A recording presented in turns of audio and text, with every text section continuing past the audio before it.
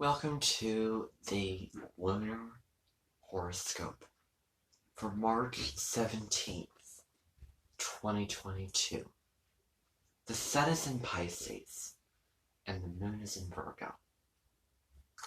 Now, this is the immediate indicator of the practical dreamer. This is such a spiritual combination.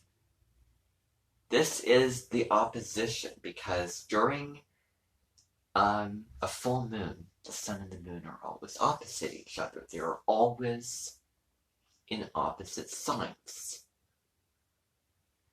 Now, the Sun, as we know, moves through a sign every 30 days or so. And then the Moon moves through a sign every 2 to 3 days. So the Sun's been in Pisces for the past month, almost, if we count the days. And the Moon is going to be at the end of Virgo on the 18th of the month, and then it's going to move into Libra. Alright, happen to have my moon. So, with the Moon in Virgo, we have the opportunity to really cultivate the discipline needed to sort out our lives. It's wonderful for clearing out the clutter. Now, this can be physical clutter. This can be mental clutter, emotional clutter, spiritual sort of clutter. Everything psychological that's really weighing you down and pulling you down instead of serving you and lifting you up. It's wonderful, purifying energy. Now, although the nodes are not in Pisces and Virgo, the nodes are in Taurus and Scorpio, which are earth and water, and they're opposite each other. Taurus and Scorpio is about wealth and abundance. Taurus is the simple pleasures and the material things of life. And then Scorpio is the real human, deep, dark stuff that we wouldn't talk about at the dinner table. The types of taboo topics that feel very, very real, that you can really, really let yourself go to experience them. Because it's all about letting go. It's all about going in with intensity and really, really giving it all that you have. Now, Virgo is all about health. It's the nutrition of the zodiac. These are nurses of the zodiac.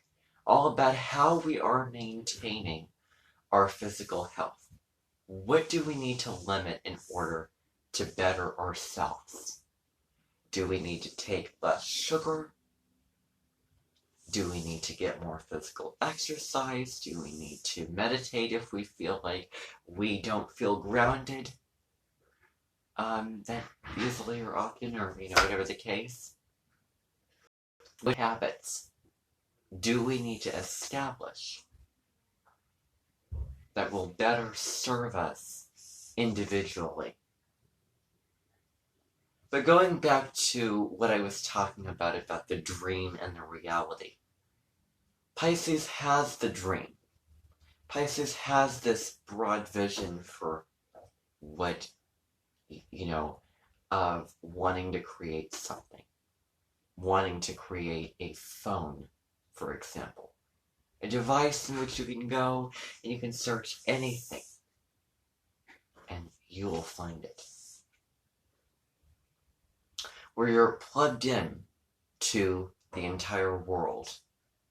Only it's in the comfort of your own home or wherever on your own time.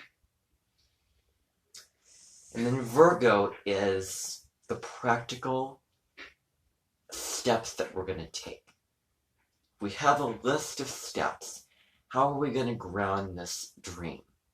How are we going to ground this idea How are we going to get down to earth about this? And I mean, it doesn't have to be as extreme and broad as this. It can be the small little dreams that you have, the small things in your life that you want to create. For instance, I'm very, very interested in writing right now and being very, very creative with my writing. And Pisces is very, very creative and imaginative. And I happen to have my Uranus in Pisces. So Uranus is the planet of revolution and liberation from everybody else. And maybe that's been sort of feeling, in a way of writing and being creative and making things up as I'm writing. And then Virgo is the actual process of writing and doing something. So we have the most spiritual sign of the zodiac with the most practical sign. It's also very picky and very discerning about details and about things being perfect and pristine and all those types of things.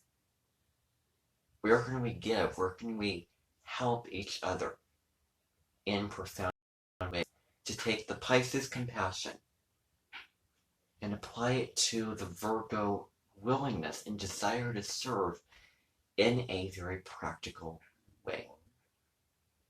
What can we do that's practical? With a lot of people suffering from, in Ukraine, how are we going to serve them? This can be both in Pisces, spiritual ways, and Virgo, more material, chop wood, carry water sort of ways. Don't take my word for this, but what if you could sit at home and then send prayers and hopes that the people in Ukraine get better, that they will go through better times, that they will be out of the dark very, very soon. And with what the U.S. is doing, with various countries, practical action. So, it's a very, very nice balance. It's wonderful energy. And enjoy this upcoming full moon.